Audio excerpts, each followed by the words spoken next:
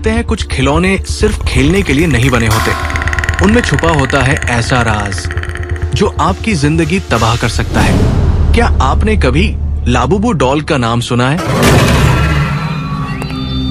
13 साल का डेविड एक शरारती और जिज्ञासु लड़का था। एक दिन वो अपनी माँ सोफिया के साथ पास की कॉलोनी में लगी सेकेंड हैंड सेल में गया।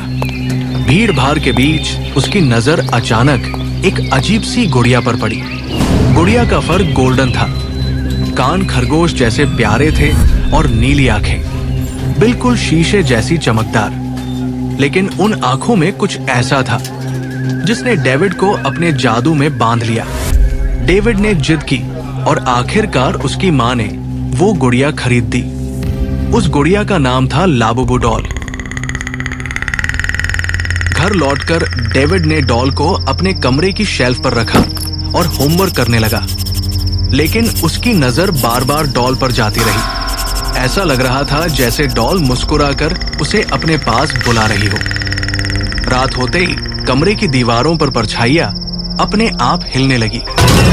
डेविड ने सोचा ये उसकी आंखों का धोखा है और आंखें बंद कर ली। लेकिन अगली सुबह खिड़की के शीशे पर छोटे हाथों के निशान बने हुए थे। निशान किसी बच्चे जैसे नहीं बल्कि नुकीले पंजों जैसे लग रहे थे। कुछ दिनों बाद डेविड अपनी डॉल को स्कूल ले गया। उसका सबसे अच्छा दोस्त एरिक उस पर हंसने लगा। ये गुड़िया भी कोई चीज है दिखाने लायक। एरिक का मजाक उड़ाना डेविड को बुरा लगा, लेकिन इससे पहले कि वो कुछ कहता, बेसबॉल अचानक हवा में उड़ा और तेजी से आकर एरिक के सिर पर लगा।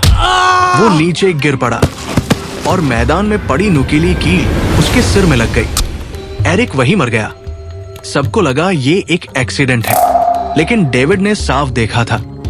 उस वक्त लाबुबू डॉल एरिक के ठीक पास खड़ी थी और मुस्कुरा रही थी।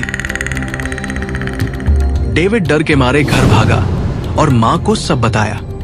उसकी माँ ने गंभीरता से एक गार्ड हेनरी से बात की, जो उस घर की देखभाल करता था जहां से ये डॉल खरीदी गई थी। हेनरी ने धीरे से कहा, बेटा, ये गुड़िया सामान्य नहीं है। पिछले मालिकों ने इसे चाइना से मंगवाया था।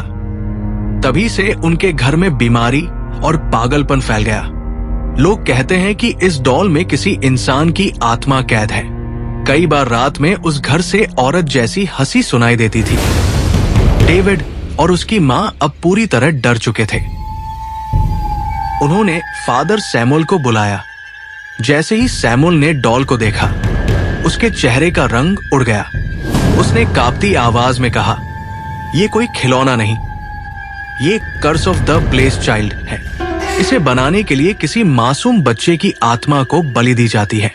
फादर ने मंत्रोच्चार करके डॉल को एक भारी लोहे के बॉक्स में बंद कर दिया।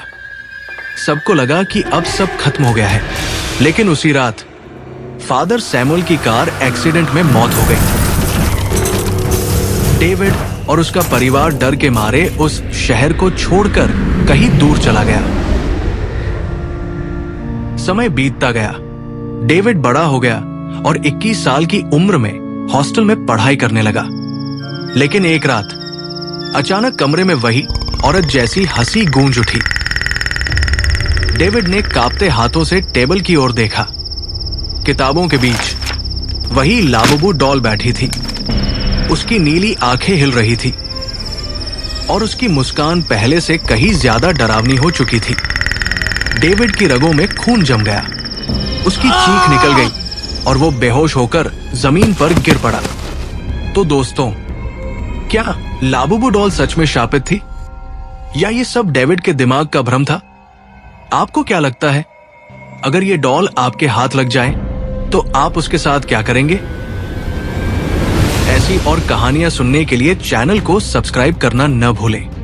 डर यहां खत्म नहीं होता। जुड़े रहें।